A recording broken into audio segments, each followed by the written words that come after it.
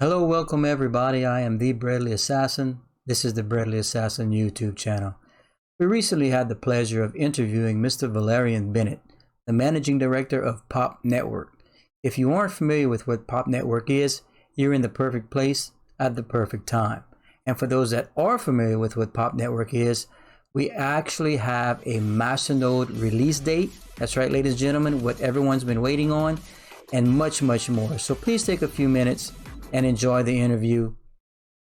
And here we are with Mr. Valerian Bennett, the managing director of Pop Network, ladies and gentlemen, one of our longtime favorite coins here at the Bradley Assassin YouTube channel. So, hello, Mr. Bennett. Excellent. Thanks for having me. Absolutely, thank you for taking the time to hop on here, introduce Pop, and answer a few questions that the community has. I know you've been covering a lot in your recent live streams. We really appreciate that. I know how busy you are. It means a lot to the community. But for those that aren't familiar with Pop Network, that do frequent the channel here, I'd really appreciate it if you mind basically just giving us a really brief intro as to what Pop Network is and what Pop Network is attempting to achieve in the industry. Absolutely. So Pop Network is a decentralized media streaming platform. The ultimate goal is to help creators and their communities actually make more money by streaming on a platform that they actually own. If you think about it now, creators create stuff, their community consumes it, but most of the value gets sucked away to the people who actually hold and stream the media, which is primarily two companies, right? YouTube/Google and Facebook. Facebook doesn't pay you anything, and YouTube basically takes half of what you earn. So the idea is to create a much more independent system that has the creators and their community actually in charge. So with our upcoming software release of the Pop Masternode, we have a piece of software that creates this giant peer-to-peer streaming environment that can store and stream media. And for doing that, for providing that backbone to the network, you get paid in Pop. So really, it's the same basic idea of Bitcoin, right? You know, Bitcoin had this great idea. Okay, let's have money, but let's do it without banks and governments. So it's kind of the same idea. Okay, let's have media, but let's do it without big tech and all the studios/labels, right? Basically trying to give as much power as possible to the people that create the value in the system, which are creators in their communities. Thank you, sir. Yes, that's perfect. Thank you.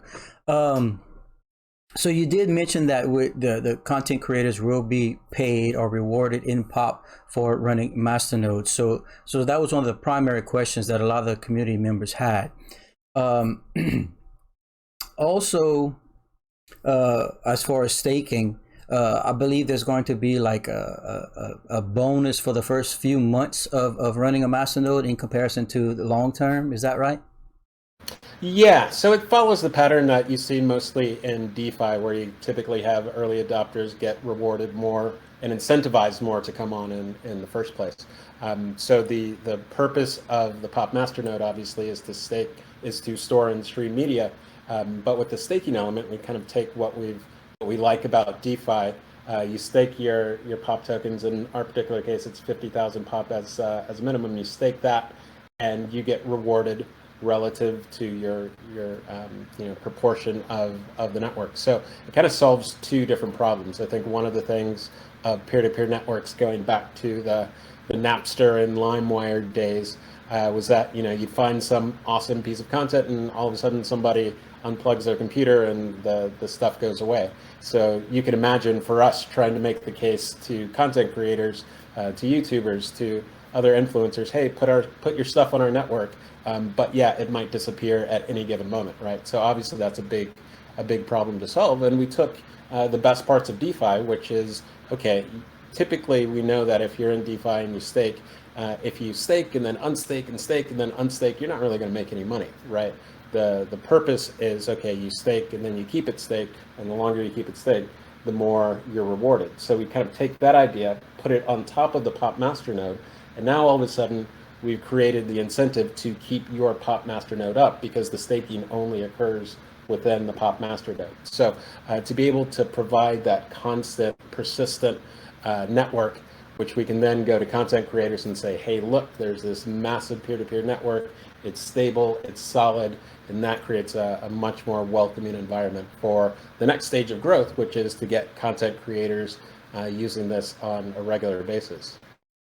Absolutely, thank you. Yes, it's almost if you want to look at it in terms of like a company standpoint or a business standpoint, it's almost like profit sharing. In my opinion, that's how I explain it to some people that aren't as familiar with crypto that I'm in business with. It's like, where you'd normally be hoping for a fraction of pennies, whatnot, through advertisements between Google and YouTube and whatnot. You're being incentivized through the actual crypto, through the actual company and Pop Network that you're using. So not only are you being paid in Pop Network, right here, you have it right here, but the company itself is growing and earning in value. So it's kind of like a double win there, in my opinion. Am I off in that aspect?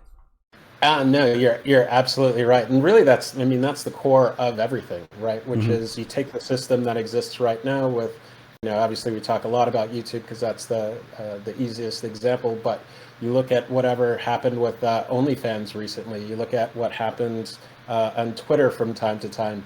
Every so often you have these centralized platforms that basically just say, okay, we're changing the rules today, and your business is just gone. Your fans technically aren't really your fans, right? Your content legally isn't yours when you put it on there anymore, right? Which is kind of insane that we have not only allowed that, but continue to allow it to grow without any meaningful alternatives. Then that's it. It's like giving ownership to the people that contribute. Ultimately, Pop, you can take that in a lot of different ways, but one of the ways that we take it is proof of participation. If you're contributing to the network, then you should see value from what you're contributing, whether that's as a viewer, whether that's as a content creator, whether that's as a node operator. Ultimately, that's what we want to create, which is a system that's fair, that's equitable, that's, God forbid the record labels ever hear this, transparent, so that everyone is rewarded according to their contribution. Okay, thank you. Yes, perfect. Yes, decentralization is very important, and a lot of people are striving for it, that are trying to break away from the centralized aspect, which, like you mentioned, basically is why crypto is there. What we're going to do is pop on over to my secondary screen I have set up for us, so we can take a quick look at the website and let everyone get familiar with that. So if we can pop on over, please. Sweet. And here we are. I have the Pop Network website, ladies and gentlemen, just for everyone to take a quick look at. As you can see here, it says you or the internet own it.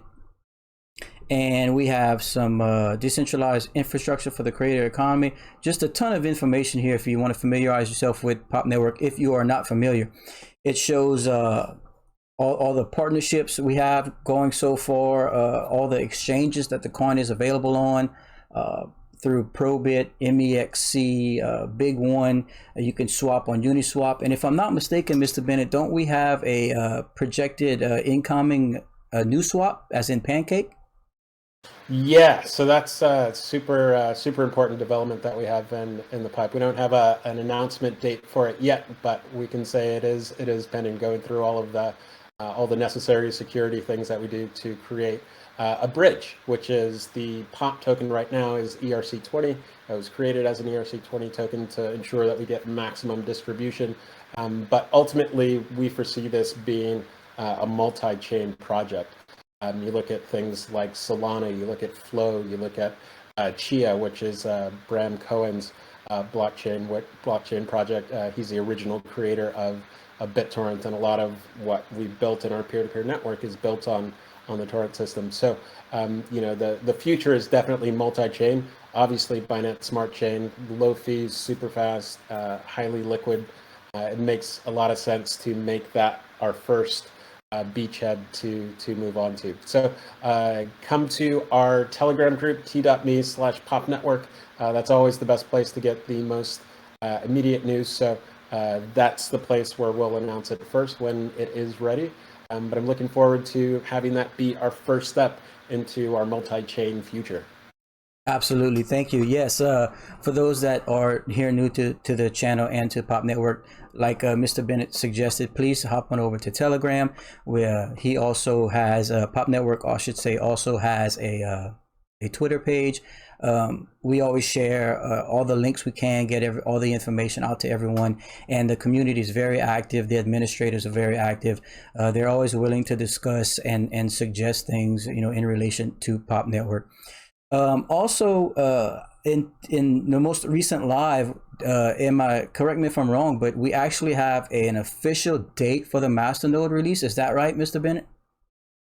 Yeah, this is we're going to make a mad dash through the end of the year. We've got a lot going on. So October 20th is the Masternode launch date. So the Pop Masternode is available, has been available on testnet for a while, multi-platform, Mac, PC, Linux. It's easy enough software that if you can operate a torrent client and a crypto wallet, which is the simplest way to think about what the Masternode is, then you can operate the Pop Masternode. And the whole point is that we make it easy and accessible because we want a really broad array of people in different parts of the world, different skill sets, different enthusiasms, different interests. We really want to make this available to pretty much anyone to be able to operate.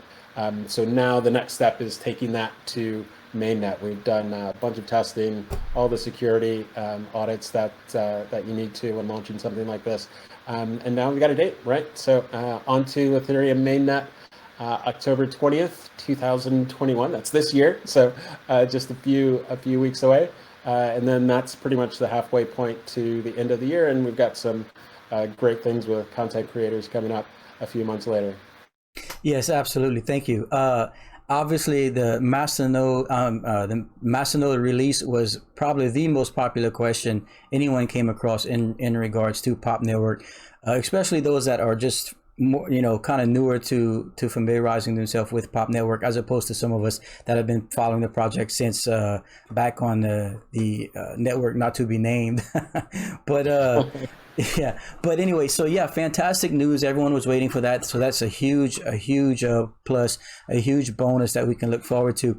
So as you mentioned, between we did start some marketing, I noticed, but between now and, or I should say, from the Masternode launch through December, I believe we have a VidCon conference coming up in December. Is that correct? That's right. That's right. And VidCon is the biggest gathering of YouTubers in the world. Typically, they do two shows, one in Los Angeles, Disneyland, and then one internationally. They've done London, Australia, I believe. They planned on doing Singapore in like March of 2020, but obviously that didn't go through. So now this is the first big one, and the Los Angeles conference was actually canceled this year, which means that this one, the international one, will be even that much bigger, that much more important, and it's December 2nd and 3rd in Abu Dhabi. And it's an interesting place. I mean, I love the Gulf states in the Middle East. You look at Dubai, you look at Abu Dhabi, you look at Qatar, and it's very underrated in terms of the content. And I think it also hints at some of the broader opportunities, really, in terms of growth. When you look at something like a decentralized media streaming network, you have to look at the people who can be helped most by it. And that's, Middle East, and you kind of intersect that with the places where crypto is actually the most adopted. You look at places like Vietnam, Indonesia, throughout the Persian Gulf. You look at Turkey, all these different places which may not be on a lot of people's radars. But if you look at, somebody like a Middle Eastern beauty blogger, right, where they get millions and millions and millions of views. You look at, some place like Indonesia that is so populous, hundreds of millions of people. The demographic is extremely young relative to the rest of the world. And because it's so spread out, it's entirely mobile, right? So everyone's got, super high speed mobile devices. So when you create a video as a YouTuber there, and you're one of the more popular ones, you get, millions upon millions of views in like the first few hours. But the system that exists right now the advertising revenue is pretty much skewed towards, for lack of a better word, kind of Western facing audiences, right? So those millions of views actually are worth, I don't want to say nothing, but, pennies compared to what something comparable would be. And my background's in film and television, right?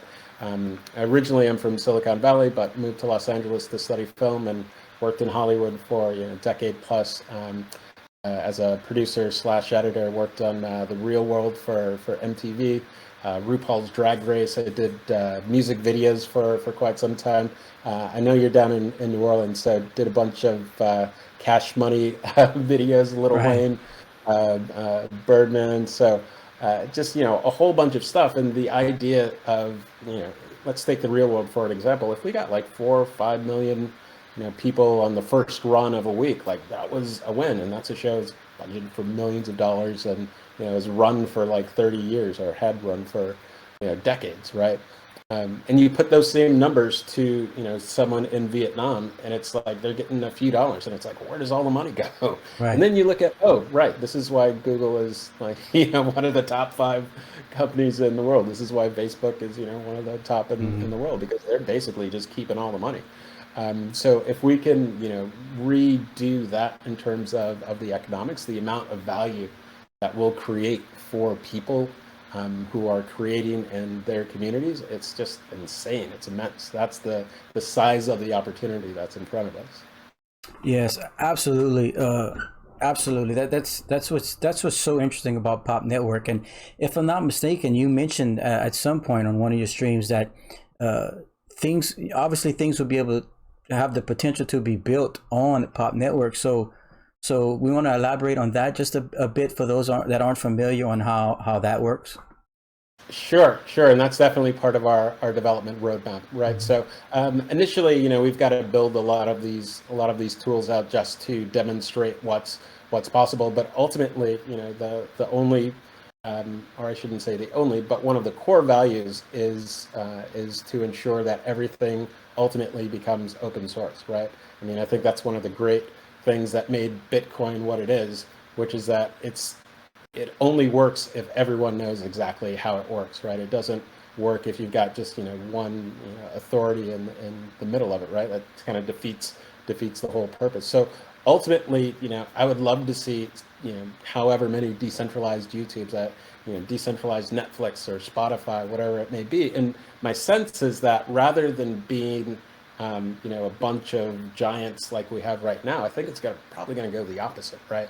Which is like you can have any kind of niche that you would want and really be able to create an economy around that. And I think you're seeing kind of the same core intent with NFTs. I think the sort of enthusiasm, it's like whatever creator can build enthusiasm. It doesn't matter the size of their followers or subscribers, whatever. Now that number is less meaningful than intensity, right? So if we can create a system where people can very simply, very easily create these economic systems around the intensity of their audience, I think that's a win for everyone. Absolutely. And you did mention NFTs. Will Pop Network have the ability to move into the NFT space in the future? Absolutely. I think with NFTs, you're just seeing like the first layer, and it's so funny because like that tiny first layer has created this. So you can imagine what happens when you get deeper. I think one of the things that jumps out right away is the ability to manage rights, right? You look at something about how the music industry works, how the film industry works, and you have these sort of contracts which are, typically a little, I wouldn't say shady, but they're built on not being transparent, right? You have all these horror stories where you have these movies that made hundreds of millions of dollars, and all of a sudden there's no profit to distribute to Right. the actors or the filmmakers involved, right? It's that Hollywood accounting. So the ability to be able to designate rights in a non-fungible form, like this is the singular thing that holds the rights to this, and to be able to transform and transport all of the profits in a very completely distributed, completely trustless, and completely transparent way in relative real time. We've seen a few attempts at this. I've seen pilots from like Microsoft doing it with video game royalties, and when you're able to actually do something like that using NFTs outside of their first use, which is basically trading cards, you start to get into some of the layers a little bit deeper. Just the capacity for what happens after that is immense. Well, yeah, that's very exciting because right now, I would say more than anything in the crypto space, NFTs are probably the hottest thing going. So just to have the ability to have that in the future at some point is very exciting. That way, we know that Pop Network will be covering all angles in terms of doing everything that the product can to come out on top and continue pushing to become successful. Absolutely, and even stuff like crowdfunding, right? If you look at what NFTs have done in sort of this drop environment, right? You've got people lining up to get that first drop, and if you think as a video creator, you could create a drop, and that basically funds the production of the thing that you want, right? So it's so many different models that you can introduce because of NFT. Right, right. And you did touch on your background in the movie industry and entertainment industry, I should say.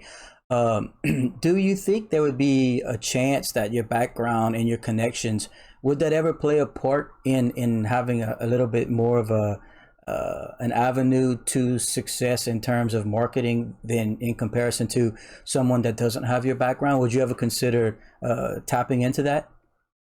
Absolutely, absolutely. And it's funny because Hollywood slash LA, it's a company town, right? So it doesn't matter whether it's a steel town or a farming town. There's always something that's one or two steps away from knowing like somebody in this industry. So it's Right. very insular, it's very close, and it's very conservative actually, which is why you see things like Netflix, right? Netflix was created in Silicon Valley and just kind of came in and ate everyone's lunch. That's why Mhm. you see iTunes, right? Back in the day when music first started to come online. Once again, it was Silicon Valley that came in and sort of recreated the entire system. So it's really slow to change. And one of the things that's super helpful is to create success stories, right? And that's one of the things that we're looking forward to do throughout the rest of this year leading up to VidCon, which is to use that platform to demonstrate success stories, right? It's much easier to, especially on kind of this bleeding edge parts of technology, it's much easier to get on board when when you get the sense that the train is leaving with or without you.